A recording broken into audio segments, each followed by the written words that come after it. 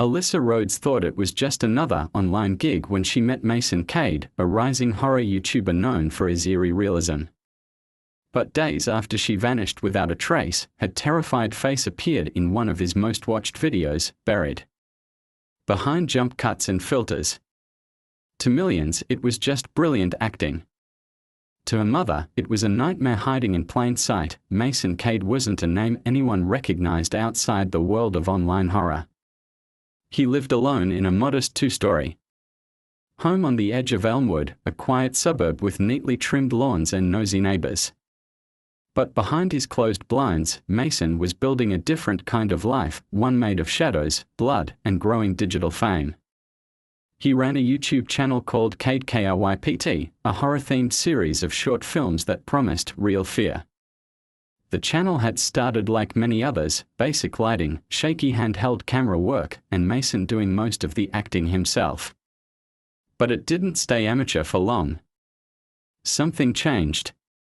His videos became sharper, more disturbing, and disturbingly realistic. The horror community online quickly latched onto him. Reddit threads speculated how he managed to create such authentic terror on such a small budget. Some viewers noticed the trembling hands, the blood that looked too real, and the haunting way the actor's eyes never seemed to break character.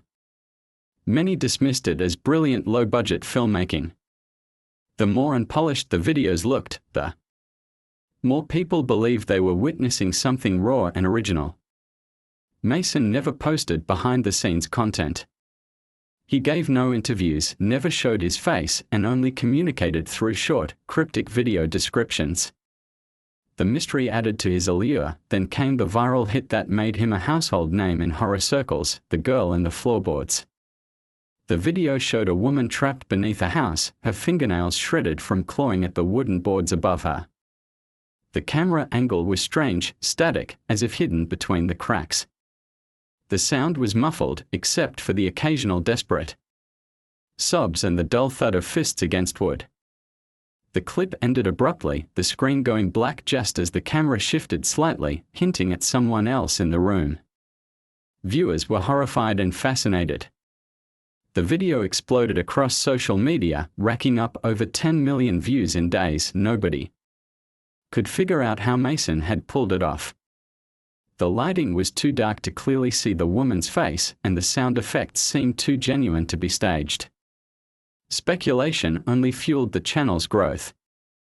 Mason began uploading more frequently, new episodes every 2 weeks, each more unsettling than the last.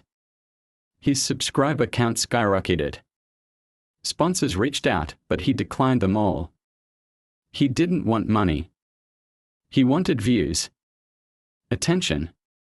Control.as his online popularity surged. Mason began taking more risks. He introduced new victims, each one appearing in only one video, then never again. The performances became eerily uniform, screams that didn't seem scripted, facial expressions that suggested panic more than acting. Still, the comments section continued to praise him. Fans wrote theories, dissected his uploads frame by frame, and begged for more. They had no idea that the terror they were enjoying wasn't fiction. Mason wasn't creating horror. He was documenting it. And with each new video, he blurred the line between story and reality until there was no line left at all. As Mason's channel gained momentum, the real world around him began to quietly shift. Without public connection, a string of disappearances started to spread across towns surrounding Elmwood. At first, no one noticed the pattern.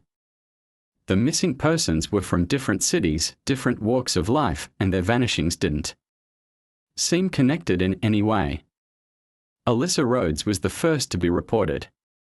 A 21-year-old college student studying media, she left her dorm one evening to meet someone for what she told friends was a video opportunity. She was excited, dressed in a casual black hoodie and jeans, and said it was a chance to get involved in a horror short. Her roommate remembered her saying, "This guy's videos are blowing up. It could help my portfolio." She never came back. The next was Javier Dean, a 26-year-old part-time mechanic and aspiring model. He'd recently posted headshots online and had been contacted through a private message on a modeling forum. He told a co-worker that a horror YouTuber had offered him a quick shoot, no contract, just exposure, and a few $100. Just screams and scared faces, he'd laughed. His last known location was a gas station security camera on the outskirts of town. After that, he vanished. Then came Daria Bell, a 19-year-old waitress who had recently started posting amateur videos of her own. Her mother said she had been talking to someone online about a collaboration. She was always trying to grow her following, her mom explained to police. I thought it was harmless. By the time her phone went dark, she had already deleted the messages, leaving investigators with nothing but speculation. No sign of struggle, no clear suspect. It was like the earth had swallowed them up. The authorities treated each case individually at first. There were no shared backgrounds, no matching dates or locations, and nothing that seemed out of place. People disappear all the time, they said. Some leave by choice. Others get caught in bad situations. But there was no violence, no theft. No bodies. Without leads, the files started to gather dust. Meanwhile, KYPT was thriving. The videos kept coming, and viewers kept watching. Each clip introduced a new, unnamed character, people in distress, trapped in bizarre and terrifying scenarios. A man in a cage. A woman buried under concrete. Another locked in a windowless room with flickering lights.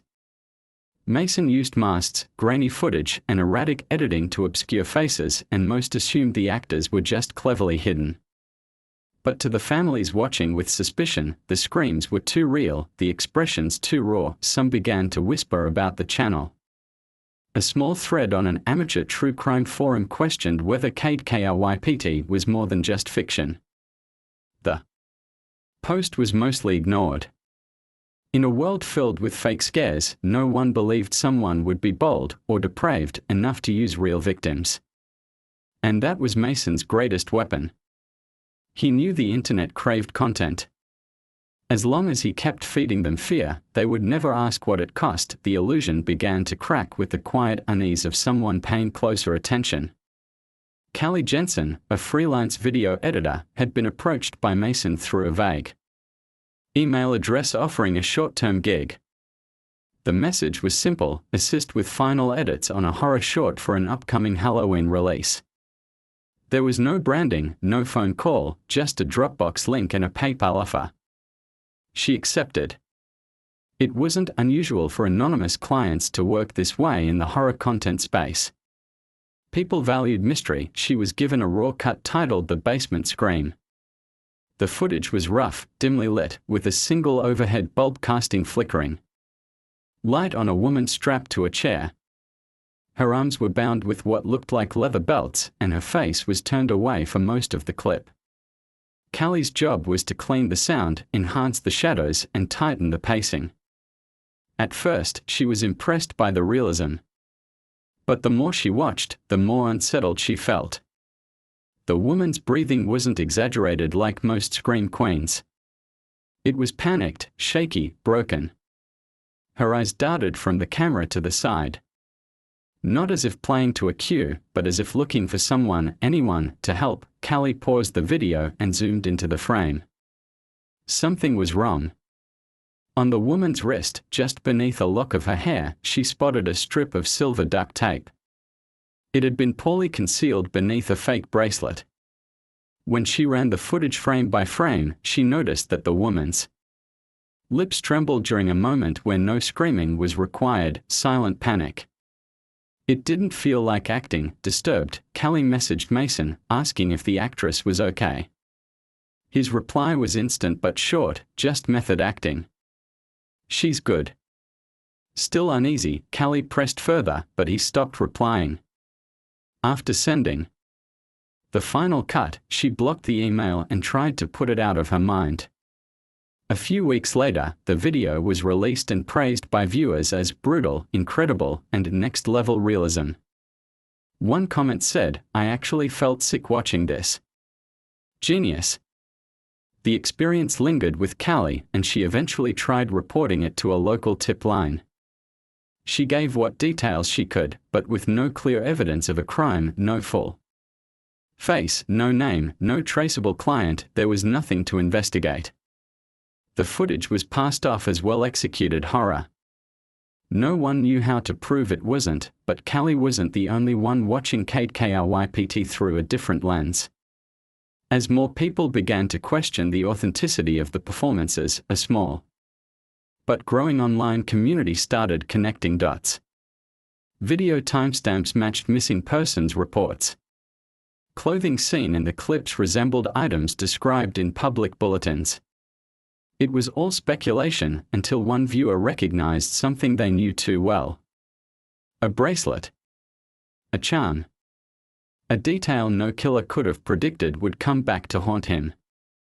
The mask Mason wore online was beginning to slip. And soon, the world would see what really lived behind the lens. Dana Rhodes had watched every Kate Krypt video since the night her daughter, Alyssa, disappeared. At first, she told herself it was pointless, that her daughter wouldn't be found on some strange horror channel. But late at night, when hope and desperation blurred, she couldn't help but watch. She combed through the footage, pausing, rewinding, zooming in on blurry frames, trying to convince herself that none of the screaming women were Alyssa. Most of the time, she found nothing but fear and nausea. But one video changed everything. It was released on Halloween and titled The Final Girl. The scene was set in a grimy, tiled bathroom with rust-colored water dripping from a faucet. A young woman was chained by the ankle to a metal pipe. Her face was never clearly shown, just glimpses between camera shifts and flickering light. She was trembling, barely able to speak, and her movements were sluggish, almost drugged. As the video played, Dana's eyes locked onto something small and almost forgettable, a charm bracelet, dangling from the girl's wrist. She froze the frame and leaned in. It had a silver band, a cracked blue gem, and a small A charm, the same bracelet Alyssa wore every day, a gift from Dana on her 18th birthday. Her heart pounded. She pulled up an old photo of Alyssa wearing it. The resemblance was undeniable. She took screenshots and emailed the evidence to the police, attaching every photo she could find of her daughter wearing the same bracelet. She didn't care if they ignored her again. This time, she had something real. Detectives finally took the tip seriously. With permission from YouTube and a court order, they traced Mason Cade's IP address. It led straight to his Elmwood home. What they found inside stunned even seasoned investigators. The garage had been converted into a makeshift studio, blackout curtains, camera rigs, props, and a fake blood station. But it was the basement that revealed the truth behind Kate Krypt. There was no soundproofing, no lighting equipment. Just a freezer and a hidden room with a rusted drain in the center. Inside the freezer, wrapped in plastic, were 3 bodies. Forensics quickly identified Alyssa Rhodes, Javier Dean, and another female victim yet to be named. All had been missing for months. All had appeared in Mason's videos. Investigators found SD cards labeled with titles matching his uploads. Each card contained hours of raw footage, uncut horror with no special effects, just real terror captured in real time. There were screams, begging, and long, silent moments of hopelessness. It wasn't fiction. It was evidence. Outside the house, neighbors watched in shock as police carried out boxes of gear. They had always thought Mason was quiet, odd maybe, but harmless. No one could believe that the horror star everyone loved had turned real people into his props. And still, inside the scheduled video queue on his channel, 2 more uploads were waiting to go live. The question wasn't just how many he killed. It was how many more were still trapped, somewhere, unseen. The arrest of Mason Cade sent shockwaves through the online world. His suburban home, once the base of a wildly successful horror YouTube channel, became a crime scene swarmed by flashing lights and forensic teams. The once admired filmmaker was now being called a monster by the very audience that had praised his work. As news broke that his viral videos were not fictional performances but actual footage of murder, people began scrubbing their search histories, ashamed of what they had once supported. Inside the house, police uncovered hundreds of hours of video recordings, many unpublished. Some were incomplete, showing terrified victims being coerced into roles they didn't understand. Others documented setups, rehearsals, if they could even be called that, where Mason barked instructions to people too frightened to respond. A hidden crawlspace revealed blood-stained costumes, tools, and personal belongings taken from victims. The house was not a studio. It was a slaughterhouse dressed in props and ring lights. Technicians worked quickly to prevent two final videos from going live. One was titled Buried View, showing a man trapped in a coffin with a camera mounted inside, recording his final breaths. The other, the Crawlspace Game, featured a woman crawling through a maze of tunnels, her face bruised, breathing heavy, trying to escape what viewers would have assumed was part of the performance. Authorities shut down Mason's YouTube channel within hours, but mirror copies of his videos had already begun circulating on dark web forums and file-sharing sites. During questioning, Mason refused to speak. He sat in silence, staring at the wall as investigators showed him photos of his victims, read off names, and played back audio recordings found on his hard drives. His only response came during a psychiatric evaluation, where he reportedly said, "They wanted real horror. I gave them what they asked for." That sentence, later leaked to the press, only deepened public outrage. Mason was charged with multiple counts of first-degree murder, unlawful imprisonment, and the production and distribution of snuff content. In court, families of the victims sat silently as prosecutors detailed the brutality behind each video. The defense attempted an insanity plea, arguing that Mason had lost touch with reality, obsessed with creating perfect horror. But the jury didn't buy it. After a short trial, he was convicted and sentenced to life without parole. The case sparked global debate about online content, viewer responsibility, and the fine line between art and exploitation. YouTube faced harsh criticism for allowing KYPT to thrive unchecked, and new regulations were introduced to monitor anonymous channels more closely. Mason's name became synonymous with digital evil and horror communities that once worshipped. His work began distancing themselves, but the videos never truly disappeared. Clips remained in forgotten corners of the internet, passed around like cursed objects. And for those who watched them now, there was no thrill, only guilt. The screams were no longer entertainment. They were echoes of real people, silenced for views.